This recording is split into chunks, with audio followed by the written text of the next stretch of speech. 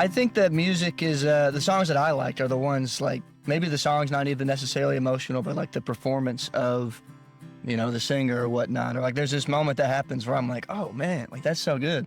And you try to find that. And I've found personally not too many happy songs like have that, you kind of drive to it. So at least when we're writing our stuff, that's kind of the avenue that it goes down, because I feel that we can get more out of the song, like the more, we can be open and vulnerable.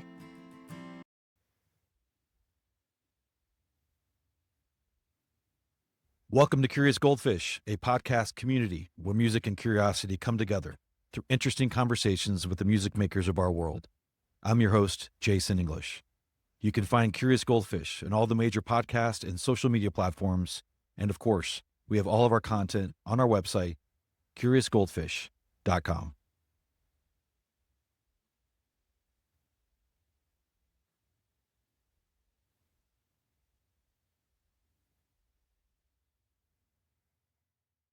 Hey everybody, welcome back to Curious Goldfish. I'm Jason English. I just released a 100-page report based on a survey I just did with nearly 600 people about the state of music today. It might be the coolest thing I've ever put together. If you're an independent artist, it could be the fuel you need to drive better fan engagement moving forward. And if you're just a music fan, it contains incredible insights about what you can do to support your favorite independent artists, like Certainly So, my guest today. So be sure to check that out. There's a free summary available at curiosgoldfish.com. All right, back to this conversation. It's funny how we talk about making it in the music industry, like it's a single, sudden leap. But really, it's a slow grind of living in the parallel lines of chasing a dream and just trying to pay your rent. You spend your days clocking into a random side job just to keep the lights on, while every spare ounce of your creative energy is burning for that moment you can finally cross the line and do this thing full time.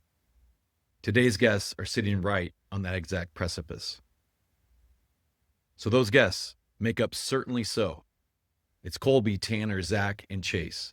They first caught my ear down at the 38 Songwriters Festival in Florida, playing a set that was polished but rough, deep but fun, and entirely honest. They started out back in Alabama and Mississippi, cutting their teeth on everything from late-night college house parties to Wednesday night youth group worship bands. And now they are navigating the reality of growing a following while still juggling the hustle of independent music. What makes these guys special is their willingness to inhabit the gray areas of life. They actually used to call themselves the Indigo because their natural state as writers leaned straight into the melancholy, the bittersweet, and the vulnerable. It turns out writing deeply honest songs is a lot easier than navigating the logistics of touring while trying to maintain a normal dating life, especially when Nashville girls see touring musician as a massive red flag. We talk about the evolution of their songwriting, the reality of turning a financial corner as a band, and what it really means to be all in. I'm all in on their sound. It's a melodic complement to the dog days of summer. So from Nashville, Tennessee now, but literally from different parts of Alabama, Mississippi, and Florida, here are the members of Certainly So. Let's dive in. What's up, fellas? What's going on? Nice to meet you guys. You too. You too. So we've got the fellas from Certainly So, Colby, Tanner, Zach, and Chase. No. So I first saw you guys perform at AJ's down at is it Grayton Beach? Technically, Yes. down at 30A. I was down there for the Songwriters Festival, and you guys opened up the week for that festival, I think. But it was AJ's, and I was like, okay, these guys are good. And Colby, don't take offense to this, but I don't know where your glasses are. But you had your dark rim glasses on that night. Yeah. And I was like, who is that guy?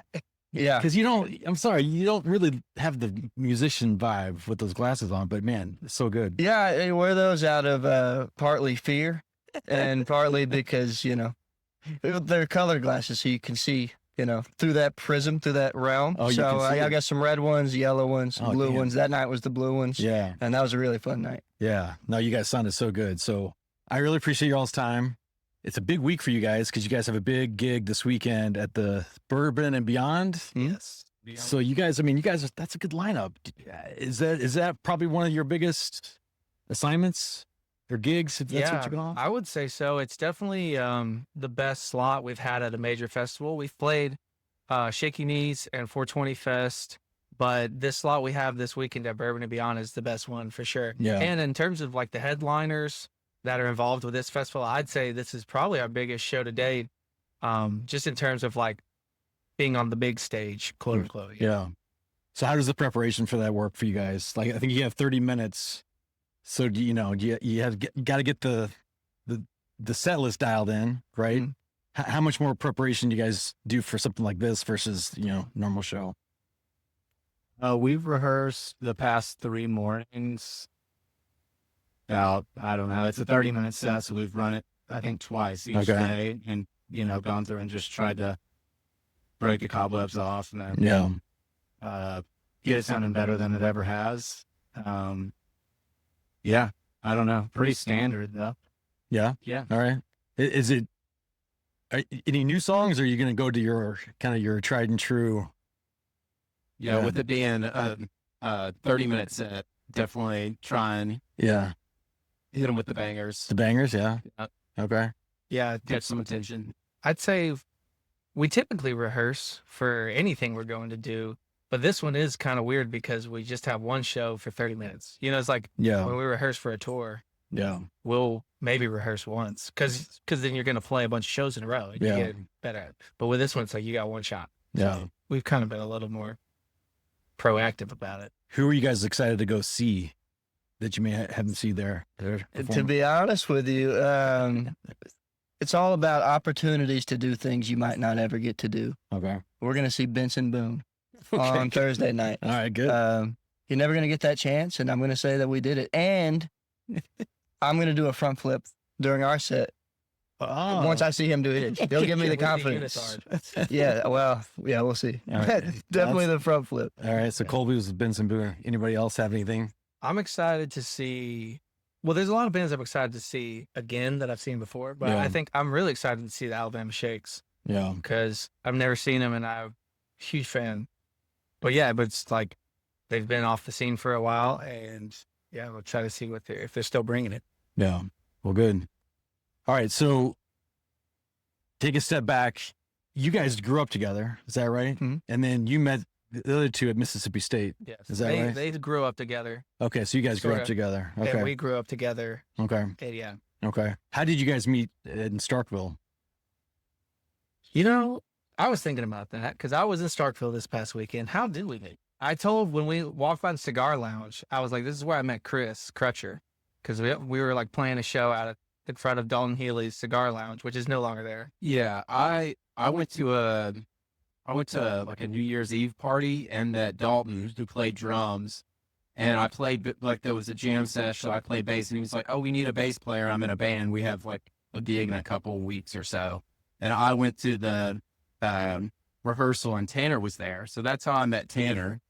And then So to back up a little bit, we had a band. Right. Yeah. Me and Chase had a band when I was a freshman. You were a sophomore, or maybe I was a sophomore. You were a junior, something like that. something like that. Yeah. Called Chase and the Chicken Coop, which not this Chase, different Chase. Yeah, two Lot of chases chases in the going on band. So we met before me and Zach. He's on met, first. I guess. Yeah, But Chase and Zach knew each other from high school, yeah. offhandedly. Well, the chicken coop I think broke up, and then Chase.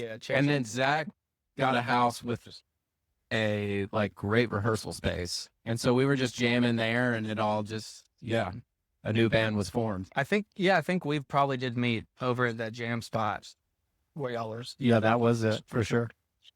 Well, I don't want to leave Colby out of this, but a couple more Starkville questions. So what's the most underrated aspect of going to college in Starkville? People that wouldn't, readily know is the best part. I would say the house party culture. Yeah. Not a very big city, not a lot of places to go, so people. Also, the bars close at 1. Okay. So the So late yeah, the night late house night party. parties, the pregame house parties. Yeah. It's really not about the bar scene. It's Yeah. more about the house party scene. Okay. Because I know Oxford's famous for the Grove Mm-hmm. and all the things there. So haven't met too many people that went to Mississippi State, but it's cool. The bars closing at 1 is like a blessing and a curse because there's still a lot of time to get into trouble after the bars close. Yeah. But you are kicked out at one. Yeah. If you want to keep drinking, you gotta go somewhere else. Yeah. You know? So a couple of you grew up in Birmingham. You guys grew up in Jackson, Mississippi? Yeah, just north. Just north?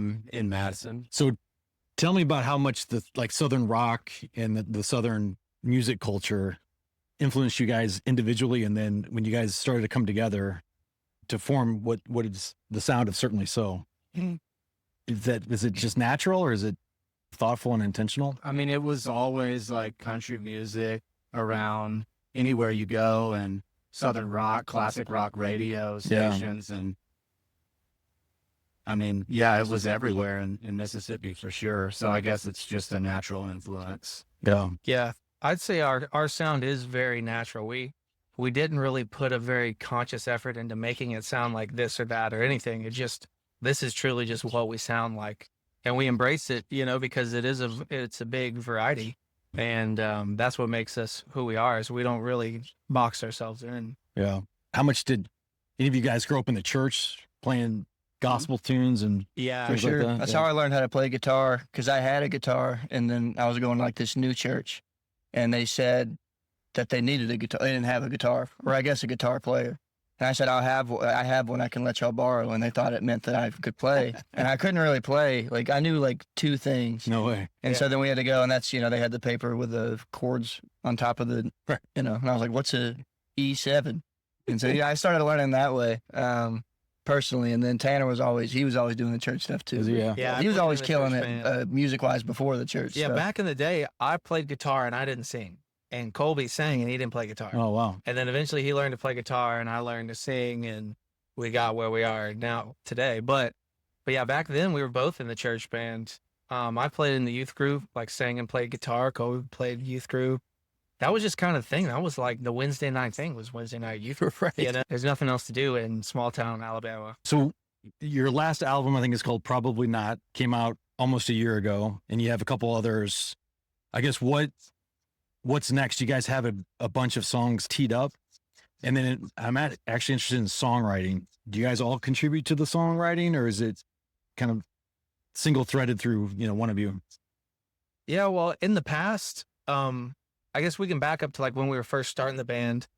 It kind of sparked when I moved from the Gulf Coast back to Birmingham, and me and Colby started writing together. And so that first album was majority written by me and Colby. But as we move forward, there've been a lot more full band writing Yeah. sessions and stuff like that. Chase has also brought some of his personal stuff Right. too, and like me and Zach have co-written some stuff. So it's spread around. But in the beginning, me and Colby were writing most of it because we were in Birmingham and they were in Nashville. But yeah, as we move forward, it's more of a group effort. Who's the sappy, sentimental songwriter? This guy. Is that Colby?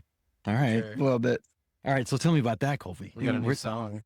Yeah. Oh, paints that what do you, picture. what do you Oh, yeah. know? What do you Yeah, know? we got some songs teed up. for Oh, sure. okay.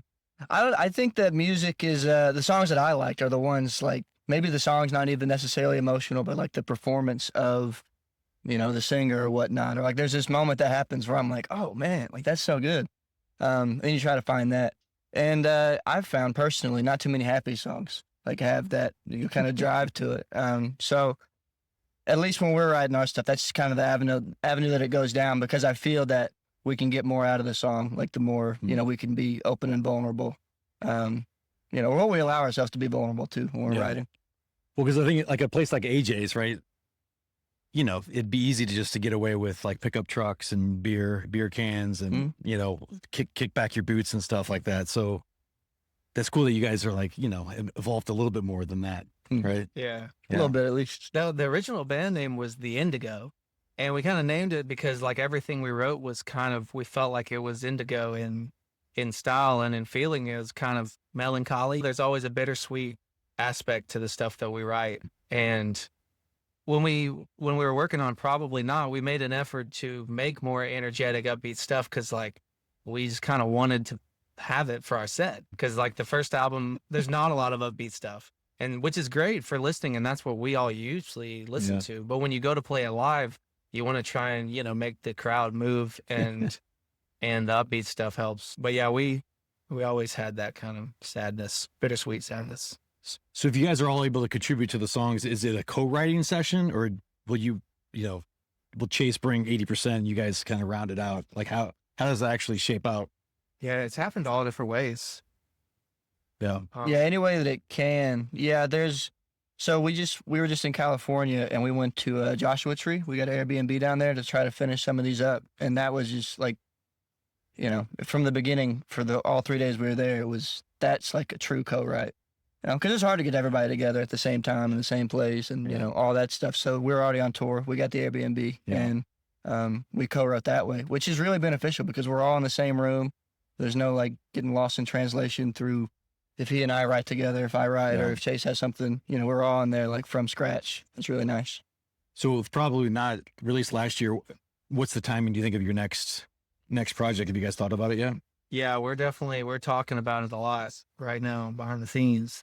I don't know. I think we're gonna try and not make that decision because that's what usually ends up biting us in the ass. Because we pick a date when we want to release it, and then we try to release it by then, and you end up kind of rushing. So I don't know. I think we'll probably just leave it open ended sometime in the future. Are you guys surprised that I don't know what your all's expectations were like 3 years ago or 5 years ago, but I think you guys have like 65,000 listeners a month on Spotify, which is not immaterial, right? I mean, there's a lot of people that I know, it's like, 1,000, 2,000 a month. Are you surprised at that metric? And then also the fact that you're playing the festival in Louisville and the fact that you've gotten to play, Shaky Knees, like has it come faster than expected or not fast enough? I think it's come faster than expected. We have our booking is Wasserman, and they play a huge role in booking shows like this one, and really the growth of the band. Yeah, definitely faster than I never expected to come this far, really. So everything's kind of a surprise. That's cool. Because I was talking to Tanner earlier. He said you guys have, some other jobs to kind of keep things going. When you cross the line that says, okay, we're going to be this band full time and we're all in and we're going, do you think you're close to that? That's a financial.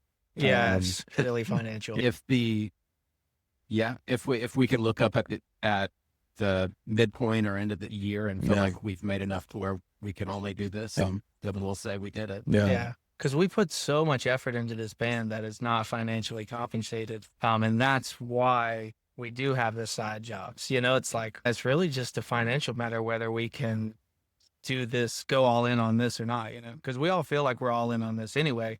We're just doing the side stuff to make ends meet. But yeah, that we've kind of turned that quarter recently and started to be able to pay ourselves more for the work that we do put in. We've definitely turned a corner in the last 6 months to a year for sure. Cool. This has been every year's been better for sure. We can see. Yeah. So where do you guys think you are at today and where do you all want to be?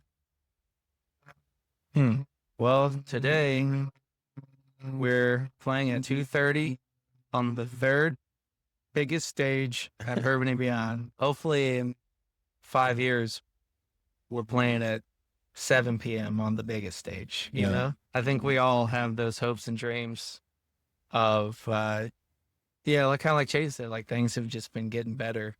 And as long as that keeps happening, we got no reason to stop, you know? Kind of go back in time. So like childhood, what's your best memory of Tanner growing up that you can talk about? This is a family friendly show, but it doesn't have to be. Yes. Oh God, I got a million things. All right, there's one. It's not a battle. Me and my brother still talk about it. He brings it up every once in a while. In the basement downstairs. I don't even know what the heck we were doing. We're playing some stupid game, and I had like the computer chair down there. One of the ones with the back on it. And it's like all bendy, very unstable to stand on. And Tanner he stood up on it for some reason, doing something with a light bulb, I think, and he fell. And then just hit like center mass on the corner of his guitar amps and just like laid on the ground on his back. And my brother brings it up like at least twice a year. And I just keep dying laughing. He probably had a concussion, man. Oh, yeah. That's one of the good ones. All right. Very coordinated, obviously. All right. Yeah. I mean, he was trying to hold it. He was like trying to stay in a bowl and he couldn't hold it. Yeah. What about you, Tanner, with Colby?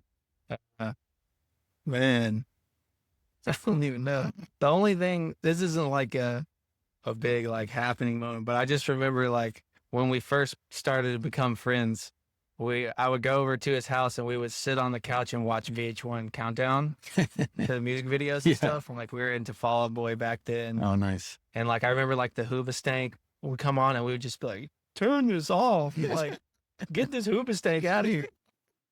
And I just think like, okay, we had good taste, even as young kids, you know. That's hilarious. All right, what about you guys? Is it high school you guys knew each other a little bit? So I'm a grade older than him, and it was a big high school. So we really became friends in college when we started playing music together. But a fun memory is during the time we were recording our first album. Me, our producer Toby, and Zach did which our producer Toby's from England, so he really wanted to see the States, and we had never been really out to the West Coast at the time. And we met him in Arizona, and then, you know, did the one all the way to Portland. And it was just, That's great, awesome. great experience. A lot of camping on the beach and just seeing new cities, a lot of national parks. That's Very awesome. fun. All right. So I don't want to assume anything. Zach's the only one that I see with a ring on. I know Tanner's got a girlfriend. What's the status of you, the other two, Colby? 2 single Pringles. Single. All right. Single Pringles. What about you, Chase? Yeah. Single. Single. All right. Is it hard? I would assume that you're going to meet a lot of women just because you might meet them, you know, before or after the show. But is it hard to meet somebody? But the problem is we'll just be gone so much. It's hard to like really think about, you know, they have pre-existing relationships from before the band. So you can have those grow and foster and work that in. It's hard to start one if it's like, you know, we're about to be on the road and I don't know how many times it's going to be this year. And, you know, and then when I get back, I'm going to be working all the time. So for right now, it's very, it's difficult, but it's no problem. Because we're doing this thing, we're just going to be out on the road all the time. So for me, it's easy. Whether you're in relationships and then married is probably a bit more straining. It's definitely more. For sure. It's definitely easier to be single. That's for sure. It's tough to be in a relationship and be in a touring band at the same time. But from what Colby's told me, it seems that the Nashville girls, in particular, have gotten smart. And when they hear that you're a touring musician, you're on the other way. Yeah, it's a red flag. All right. Yeah, because they're like, oh, he's going to be gone all the time. So who's the best match for Colby? What kind of woman? Seems like, you know, like a very kind and beautiful and bossy Latina girl seems to be Oh my gosh, that's awesome. the best match, just given like historical data. Or the worst match. Best or worst? I don't know. Most common match, maybe. Wow. All right. That's very specific. That was good. All right. So what about for Chase? Who's the right match for Chase? That's a good question, you know? I feel like, I think the quiet, quiet was just a sweet, nice, sweet, quiet girl. Yeah. World traveler. Sweet. World traveler, music listener. Yeah. Creative. Bass player. Chase Moore. Do you agree with Colby's assessment of it? It just I do agree. Yes. Yeah. Yeah, I'm sure. I know, like, you know, I've always, whenever we're on tour, I'm always trying to like hook them up and like, you know, set them up for romantic success. But when we're on tour, like you have no time for that. Yeah. Straight up. Like we get, most of the time, we wake up at 11, we check out of the hotel, we drive 3 or 4 hours, we get to somewhere like 2 or 3. We get lunch, we go straight to load in, which is usually like 3 or 4. We load in, we sound check, it's like 5. We have maybe an hour or 2 before our set. And then after the set, we got to hang around at the show, which there are girls at the show most of the time, but sometimes we're the opening band, you know? And so they're not really interested in getting to know us anyway. They want to meet the headlining band. And then we got to sell t-shirts and then go to the hotel. Have a hard time. It's a lot. Yeah. Zach, what about you as a married guy? Is it hard to kind of keep the home fire burning? And I don't know if you have a family, but that's a lot of responsibility. Kids, just a wife and a dog, but she makes it pretty easy on me. She's very supportive. Oh, good. That's huge. Yeah. We're both lucky. Yeah, I mean, I just have to do a lot of maintenance when I'm back. Yeah. You know, just to pay her a lot of attention and do nice things and make up for the time I've been. Yeah. So working double time. Lots of lawn maintenance too. I don't know about you, but Does Cat cut the grass? No, we have ours. Every time I get in town, I'm like, I gotta go cut that grass. So I don't think I have talked to you all about this podcast, but I started it almost 2 years ago, just kind of out of the blue. I turned 50 and I had this like flush of inspiration to do all these creative things. So that's cool. So 25 years from now, or 20 years from now, I don't know how old you guys are. Don't fear 50, because I feel like I'm like starting a fresh new life.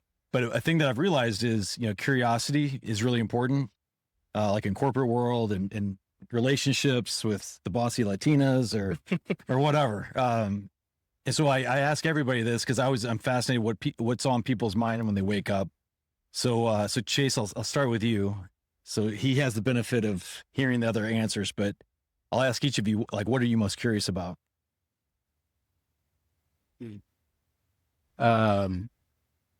Curiosity. Music. I'm sure everybody can agree with that.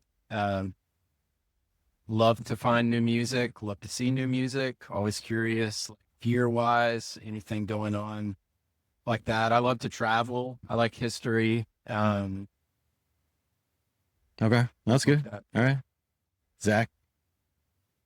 First thing that pops in my head is golf. I'm a big golfer. Oh, okay. So I'm very curious about how to get better. Yeah. And I just love the game. I'm fascinated by course design and all the different parts of it. So What's your club? Like what if you had one shot to hit, what club are you pulling out of the bag? driver. Dude, yeah, this guy Really? bombs Is it? Yeah. straight down. It's the middle. terrifying. Jeez. The biggest one is the hardest. to Even miss his the ball bad with. shots still go 320. It's Really? insane. Yes. Well, that's cool. All Yeah, right. we're a little nervous that Zach is gonna make it on the AM tour. Oh man. We won't have a drummer. There's not a good chance. Those That's- guys are good. Did you play growing up a lot, or did you pick I it up? started late? in college Yeah. at Mississippi State. We just had a good course and a good deal for students. Yeah. Just fell in love. Yeah. No, that's awesome. So I mentioned I turned 50. My first hole in one when I was 50, Really? and not to brag, it was a legit. It's 160 yard 7-iron. Okay. Hit about 15 feet. Saw it go in. Beautiful. I was on a golf trip with my buddies too. Oh, you so- can't ask for perfect. anything. I mean, it was great. Yeah. Have you had the whole one? No. Yeah. I mean, it took me 50 years, but yeah, it's worth it. So well, that's cool. I love that answer. Yeah, for me, I think I'm curious about travel. I want to see. We've gotten to see a lot of areas, but I want to see all of them. Especially in the U.S. Like, there's so many little small towns. I love the small towns with the little cafe. I want to see all those spots. Curious about how many there are. Yeah. Well, that's awesome. All right, Colby, you've had all this time. I know. No pressure. Sure. I'm curious about the truth, whatever that means. We're in the van. We're riding a lot, and hanging out. And I just got a lot of questions. Yeah. Like to ask questions. Maybe they don't make sense. Maybe they do. I think they do. Yeah. But these are all smart guys, so they're like my little Google machines. I'm like, what about this? And they give me their best, answer. Example, the big jump. Would it be possible if like a planet or like the moon were colliding with Earth? Not saying like it would actually happen, but would it be technically possible to jump to that colliding planet? yeah. And then now you're on that. Right. Stuff like that. Yeah, Colby is definitely curious about whether the moon landing was real or not. That one comes up a lot in the van. Or if the moon is real at all. Y'all have seen the same stuff I've seen. So There's a youth pastor down in Birmingham, Alabama, that's just shaking his head. Yes, Going, I know. "What It's like, happened? golly." I thought I taught this boy right. yeah. As it does. All right. Well, appreciate y'all's time. It's great to meet you. Good luck in Louisville and all the other gigs the rest of the year. And yeah, I would love to hear some music. Yes. That'd be Okay. good. All right. Thank you Thanks very to you, much. fellas. Thank you. Yeah. Of course. Alabama Blues, take one.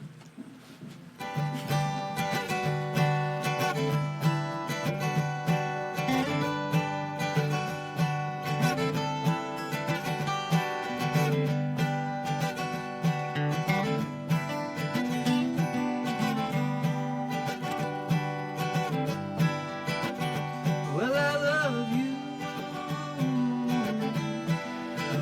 gonna find a way to say it, but never gonna call this what you never wanna call this. You should know that I need you. Tell me how to play this. And if you wanna go down like this, we can make it honest all the way. And how to deal with no labels. We can never lose it if it was never let lose anyway.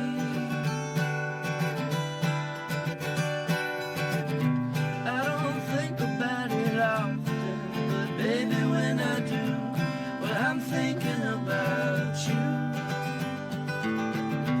I don't go about it softly, but I'm driving out to Austin with the Alabama blues.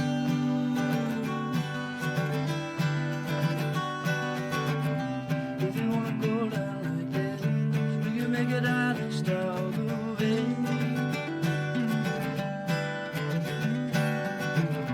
Never wanna call this what you never wanna call this. You should know.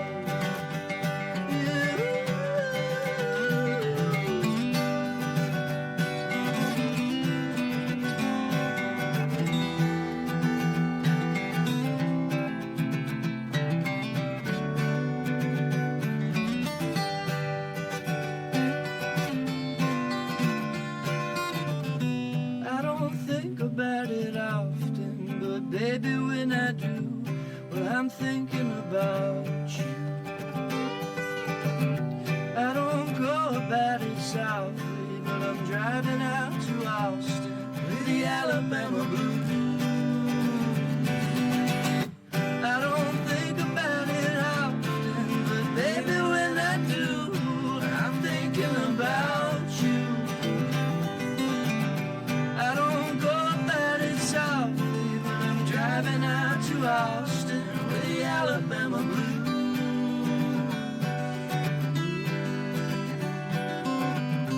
If you wanna go down like this, we can make it our ways all the way.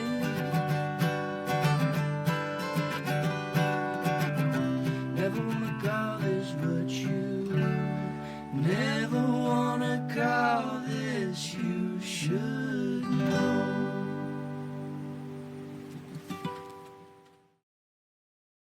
Four times, take two. 1, 2, 3.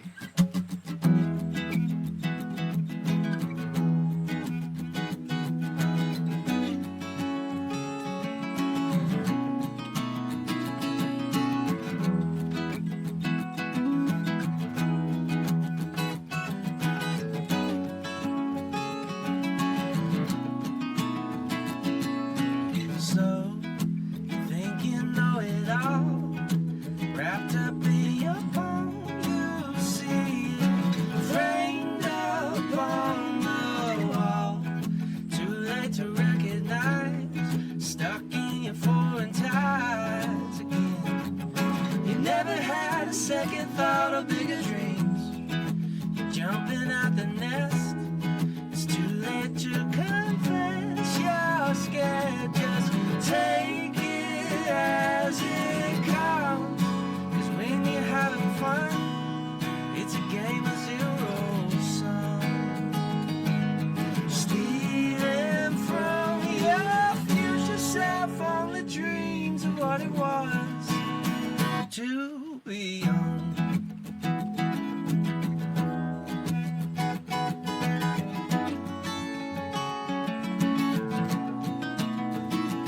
Well, fun keeps you on the run, running from your worries that grow like kudzu on the hill. And bliss was just a pill. I take it every day until my ignorance sets in. 'Cause who needs to know the truth when all you got to lose is satisfaction now? When you're having fun, it's a game of zero sum.